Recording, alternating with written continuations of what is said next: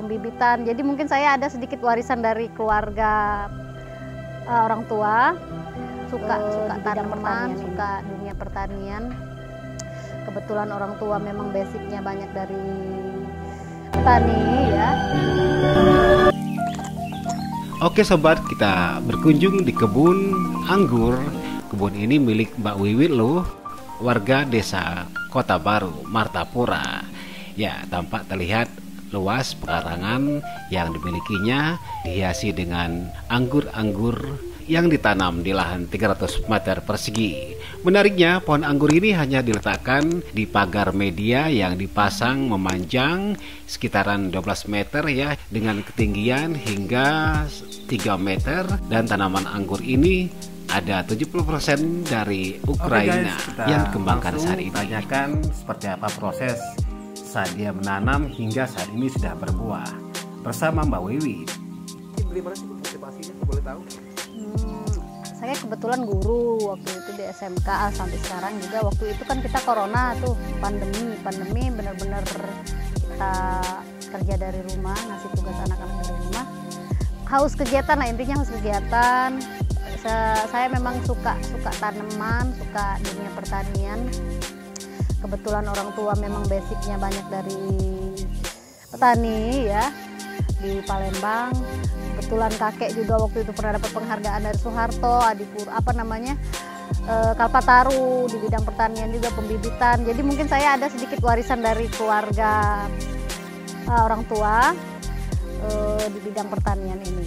Kebetulan ya, tapi kan kalau di anggurnya pengen lebih tantangan saja sih menurut saya, tantangan kok orang bisa di Jawa sana banyak yang bisa ngembangin anggur. Nah, di Oku Timur ini saya pengen ngembangin, walaupun saya dengar-dengar juga di Blitar tuh ada, di Martapura pengen ngembangin.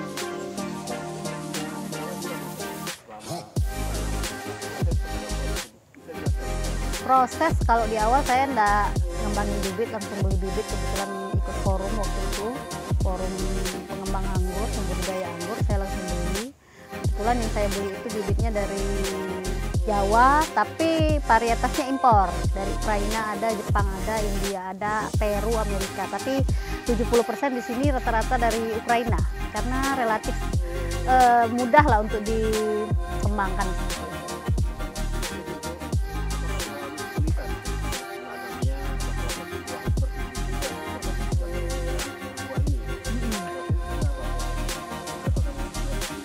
Oh iya, tentu ya, kalau kesulitan tentu karena kita kan menentang alam nih. Ini kan cocoknya di daerah seperti Mesir begitu ya, kemudian Ukraina yang saya katakan Sinitari, India yang notabene kering. Kalau anggur ini maunya pengennya kering, dikit hujan, curah hujannya itu paling 20% dalam setahun.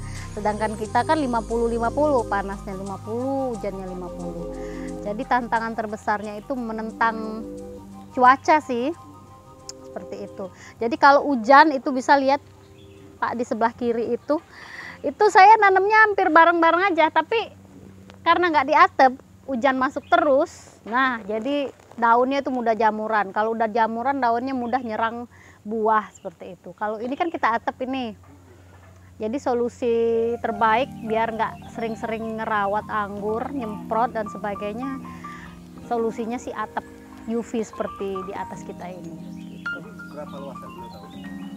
Berapa ya? 300 mungkin ya. 300 meter persegi ya, kurang lebih. Terus pohonnya berapa batang ini?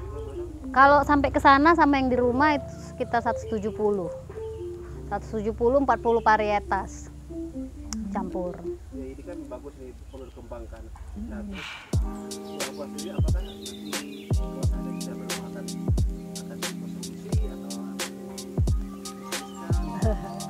Kita ini udah panen sering ini Pak, udah berapa kali. Tapi memang saya setting panennya itu enggak serentak bareng. Misalnya pohon berapa pohon, buah belah sana masih putiknya gitu. Jadi enggak putus.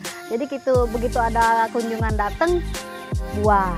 Nah untuk planning ke depan saya itu pengennya sebenarnya ada perpaduan antara edukasinya ada, kemudian orang petik di tempatnya ada, kemudian hasil turunannya misalnya kita campur dengan lemon, pokoknya jadiin minuman lah, produk turunan seperti itu.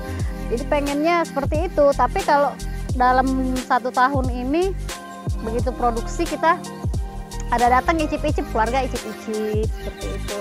Ada kerabat datang icip-icip, jadi belum sempet kita skala bisnis itu belum sempet. Tapi ada planning itu.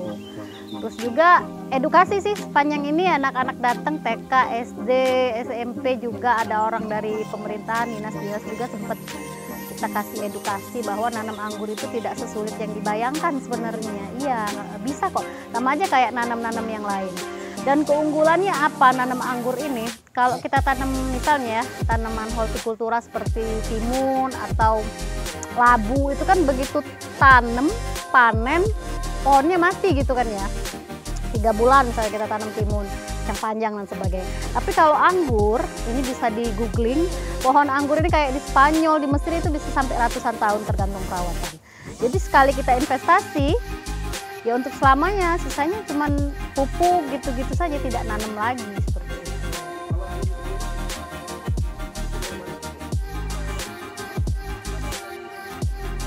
Oke, pupuk kebetulan kita mainnya di semi organik ya, jadi hampir 60% kita di organik.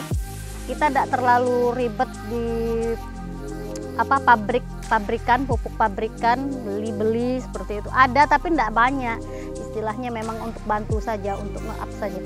Sisanya kita pakai pupuk kandang, terutama yang sudah difermentasi.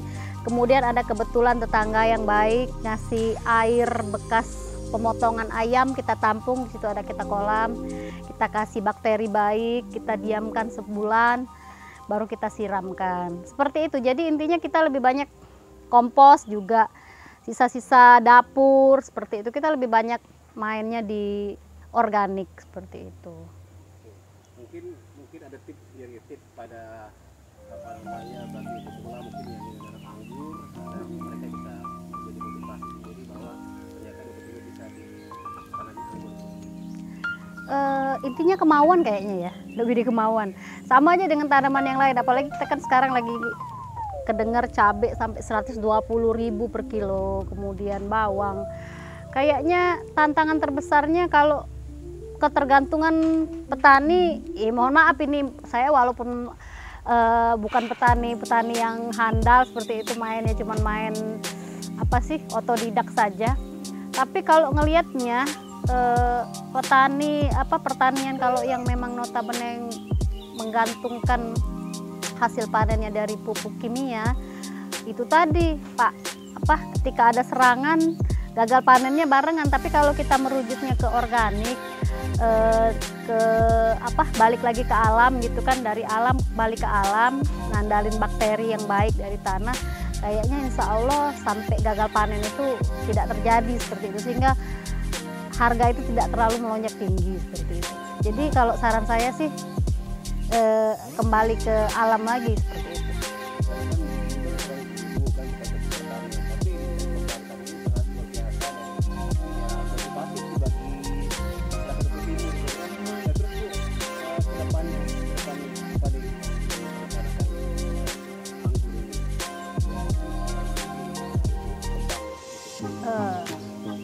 Ke Oku Timurnya ya? Ke Oku Timurnya. Kalau saya pribadi sih pengen lebih mengedukasi ke pendidikan pada umumnya sih, bukan ke anggurnya ya. Kalau saya kan kalau anggur ini jujur saja butuh perawatan yang ekstra karena kita menentang alam tadi, tapi pertanian pada umumnya gitu loh. Maksudnya pertanian yang lagi ngandalin secara konvensional tapi yang benar-benar intensif. Tidak seperti, mohon maaf, misalnya kita kasar ngomongnya kalau bahasa Palembang itu latah gitu ya. Orang nanam jagung, kita nanam jagung. Oh jagung harganya melonjak, kita rame-rame nanam jagung. Kemudian cabai harganya melonjak, nanti rame-rame nanam cabai. Terus ubi sekarang kan ubi racun semua. Kita kembalikan ke kebutuhan dasar kita itu makan. Jadi kalau kita tidak latah-latahan, insya Allah harga itu tetap stabil seperti itu. Saya lebih cenderungnya ke pertanian pada umumnya Pak, tidak ke anggurnya, karena memang anggur ini kalau saya lihat sih lebih ke hobi ya, kalau saya lebih ke hobi, bukan ke untuk edukasi pada umumnya. Artinya seperti ini, tanaman yang sulit saja, yang bukan tanaman asli kita saja bisa hidup kalau kita rawat benar-benar seperti itu. Bagaimana dengan tanaman yang memang tanaman asli kita seperti cabai gitu kan? Kalau bawang taruhlah bukan daerah kita, Brebes gitu ya. Kalau cabai seperti itu. Apa yang kecil-kecil itu? Kalau bahasa kami Palembang tuh cung, ranggem. Ranggem itu kan saya beli di pasar sampai berapa ya, satu seperempat itu 10.000, berarti 40.000. Biasanya harga itu 5.000 gitu. Artinya ya kalau kita kelola pertanian dengan baik pasti hasilnya akan jauh lebih baik seperti itu. Oke guys, demikian informasi yang dapat kami hadirkan. Semoga menjadi motivasi Anda. Silakan mencoba untuk bertanam di pekarangan rumah Anda. Ternyata tanaman anggur bisa ditanam di daerah Oku Timur. Terima kasih, sampai jumpa.